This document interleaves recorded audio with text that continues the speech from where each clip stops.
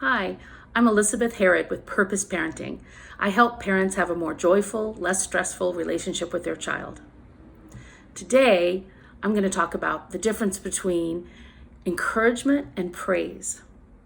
A lot of people think that praising your child is a really good idea, and it's certainly better than demeaning your child, for sure. But let's dig into what we mean by the difference between encouragement and praise, and how encouraging your child might be the way to go. The other day, I was telling a friend about an accomplishment that my son had achieved, recognition by the outside world.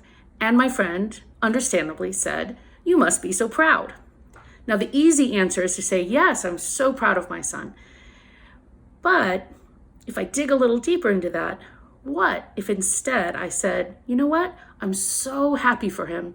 He set this as a goal. He's been working on this for years and years. He stuck with it. He worked really hard.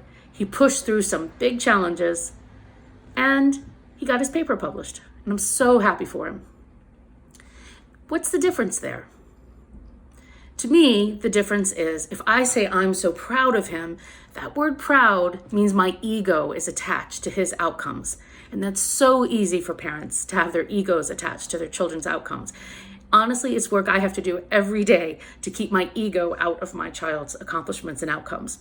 But when I do that work, it really changes the game for my relationship with my son and his relationship with himself.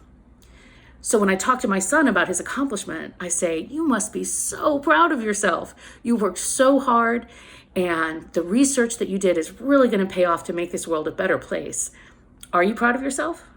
And of course, he is proud of himself because he accomplished a really hard goal. So when I talk to my son about how he feels about his accomplishment, he gets to have that pride, that knowledge that he achieved that goal on his own, that he accomplished it. And that's a very different feeling inside than my mom is proud of me, I've pleased her. It takes away a little bit of that autonomy, that self-directed satisfaction that you have inside for doing a good job. And knowing that my mom is going to love me and support me and be proud of me no matter what. But I can be proud of myself because I did accomplish this. I have something I like to say, which is when we see our children as reflections of ourselves, they can only take some credit for their accomplishments, and each failure carries twice the weight. So think about that. If I think about my child as a reflection of myself, they can never really truly embrace their accomplishments, and each failure carries twice the weight because they've disappointed themselves, and now they've disappointed me.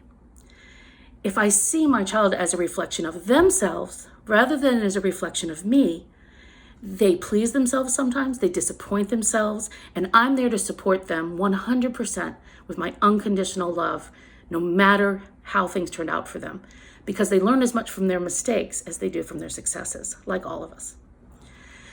When I'm trying to encourage my child, I might talk about ways that they've achieved things in the past. You're such a creative problem solver. I know you can figure this out. They come to me with a problem. I say, you know, the last time you were in a situation like this, you came up with such a great idea. I've actually used that solution a couple of times. I know you'll figure it out this time.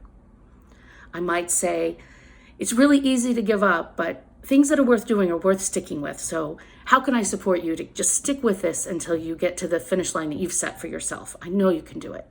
Hear the difference in how encouragement just sounded versus praise. Praise sounds like this. You're a terrific soccer player.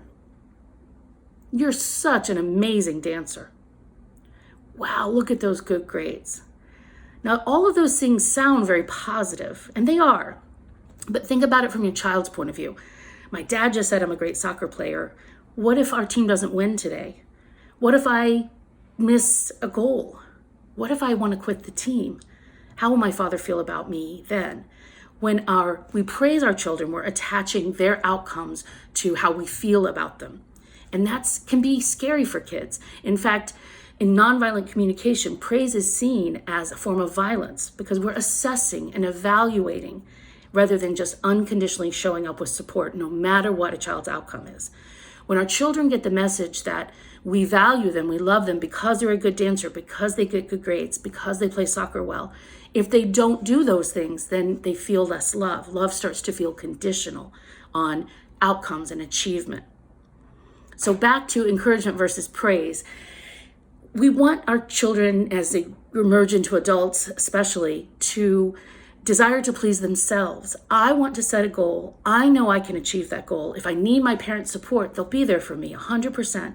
If I fail, they're going to be there for me. If I don't achieve the goal, they'll still love me.